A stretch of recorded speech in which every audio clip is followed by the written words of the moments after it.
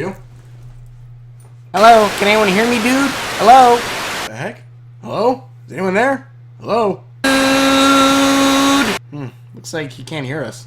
Maybe the signal's too weak. What do you think? Pew, pew, pew, pew! Good thinking, Pew. Hey, Gray, you there? Yeah? What's up, Fox? You mind trying to boost the signal or something? This message, they can't hear us. I'll see what I can do. Thanks, bud. Also, while we wait, let's look at another monster manga series called The Nightmare Inspector. Hello, everyone. My name's Fox Knight, aka Fox, and welcome back to Through the Dimensional Doors. Most likely this name will stick. And this will probably be my last review for the Halloween season. Hopefully I get this out on Halloween. That is if I am able to get this out on time. Anywho, today we have some strange and dark tales. It centers around a Baku named Hirika, who is usually called upon to ask for help when dealing with nightmares and such that the customers that they have.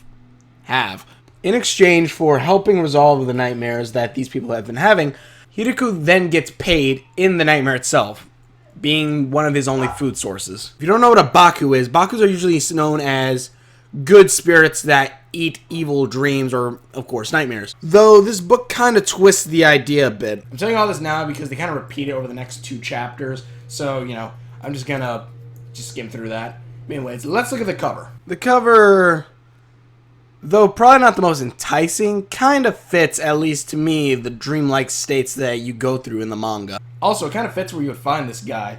The tea shop apparently is not the most inviting place, but you kind of want to go like, let's see what's inside. The end of the Tasho era in Japan.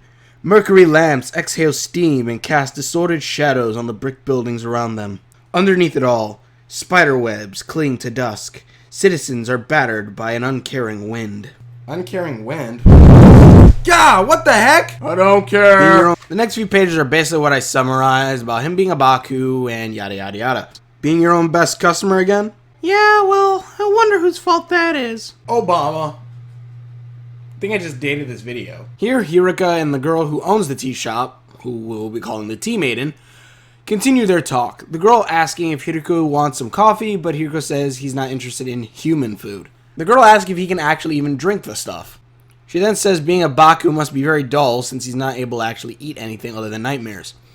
Hirika smirks, saying, "It's only dull depending on the nightmare." Then another character bursts through the doors and will take the manga's word that it's a boy. The boy yells to Hiriko that he must conduct a funeral for his mistress. And just so we're all clear, they don't mean the kinky type of mistress. Or maybe they do. Maybe that's why he looks like a girl. Anyway, Hiriko gives a response to this demand. "You're in the wrong place, kid. You need a temple." Hirika! Well, he is right. The boy then explains about how he heard rumors about Hiriko, how he can enter dreams and release the dreamers from the suffering of the nightmares. The girl tells the boy that he came to the right place and that Hiriko will help him in exchange for the nightmare. Hiriko remarks in his head, "She just assumes." Well, if he literally wants to eat, I'd assume he'd take any job. Heck, they pay him in his food.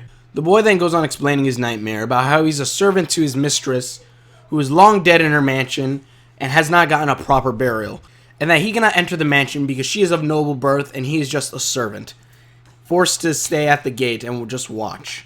Well, that didn't stop Aladdin, Finn, Cinderella, Flint Rider, Belle. Hiriko mulls the job over in his mind. I wonder what he's thinking. I could eat today, or wait till someone else comes sometime today, but doubtful since we barely have any customers. Hiriko accepts the job after the boy begs some more and the girl telling him to do it.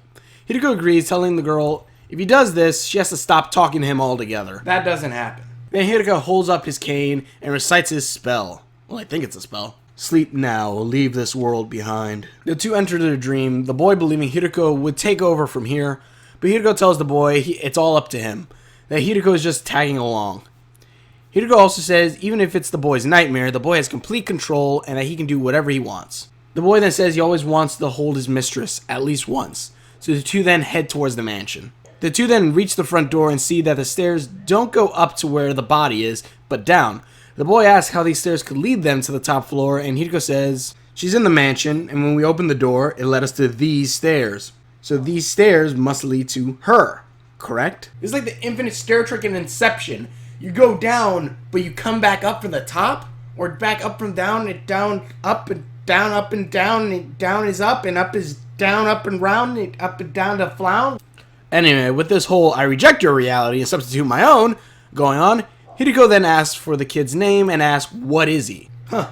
Looks like Hideko's even having a hard time figuring out if the kid's a boy or girl. The boy is confused by the question. Also, seems like he's getting a headache thinking about it. Again, there's like infinite staircase. It just hurts your brain. I understand time travel and paradox is better than this. The two head down the stairs, and to the boy's surprise, they make it to the top of the mansion. Then we see the mistress's corpse sitting on the bed.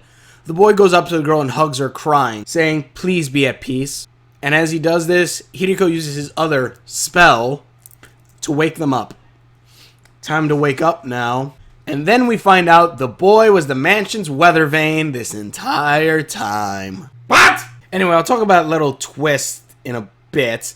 But first, the weather vane goes on to saying that his mistress was beyond his reach, being a vane and all, and that he must have started noticing he had feelings for the girl when she stopped coming out of the house. Also, we find out Hideko must be part witch because he's flying around on his cane like a broomstick. Anyway, Hideko says, vane or not, he still gets a nightmare to eat, which kind of look like the worlds in Kingdom Hearts 3D. The vane asks Hideko if he did in fact hold its mistress. Hideko smiles, telling the vane, yes, it did, and that Hideko himself is the witness to it. The vane then says thank you as he goes back to sleep to dream about his mistress, happy. We then end with the teammate and Hideko talking about the nightmare, saying how the descending stairs were a symbol of the girl being right underneath the vane this whole time. And that apparently Hideko did this so that the vane could hold his mistress because it wouldn't be able to outside of a dream. The maiden says it was sweet of him to do so, and he says he thinks nothing of it. Also, that it's not often he gets to eat a dream of a weather vane. And that's the end of the first story. And I have a few questions. 1. Where did the weather vane hear these rumors of Hideko? I mean, if no one was able to actually smell the corpse decaying, which I have first-hand knowledge about that, because I've actually smelled a corpse decaying a good block away from the house that this happened in, don't ask. But if there was no one around to smell that, how did the weather vane hear rumors? And then 2, he had the sudden physical ability or the ability to create a physical form. Why did he go to Hideko instead of to his mistress? 3, in this physical form, he was able to open the tea shop door and interact with things. Why couldn't he cradle the corpse? Just the whole thing about things coming to life and stuff like that, I'll let slide because there's a lot of mythology in Japan about that, and I know a few items that do that are alive.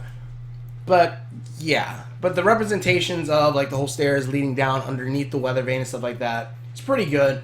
Although, mind you, the first time I actually read this story, I like the angle that they have Hideko floating at. The mansion looked incredibly small, and I thought it was like a little toy statue or something. I don't know, that's just how the art looked to me. What a twist!